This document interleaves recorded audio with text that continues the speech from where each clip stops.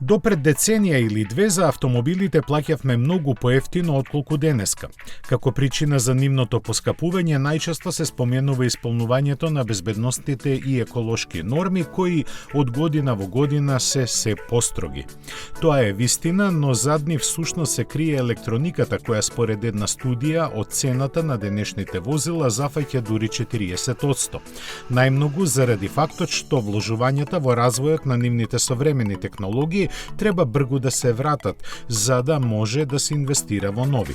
Аналитичарите подсетуваат дека на светско ниво пред 15 години само 1/4 од автомобилите имале повеќе воздушни перници.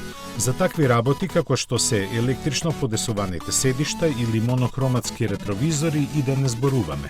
Но денес ситуацијата е сосема поинаква. Сите нови возила, барем на развиените западни пазари, задолжително мора да имаат системи за контрола на стабилноста. Тоа е законска обврска, но реално тие тешко би можеле да се продадат ниту без многу други работи како што се паркинг сензорите и инфозабавните системи. Но проблемот со цената на возилата не лежи само во производството на нивните компоненти кои најчесто доаѓаат од Кина и не чинат многу. Вистинскиот трошок е да се плати скапиот развој на софтверот што ја контролира електрониката. За тој да се доведе до оптимално ниво требаат многу работни часови на информатичарите и макотрпни и долготрајни тестирања во реални услови, посебно за софистицираните системи како што се адаптибилните темпомати, деактивирањето на цилиндрите на моторот и се друго што треба да работи во позадина и за што возачот воопшто и не треба да биде свесен.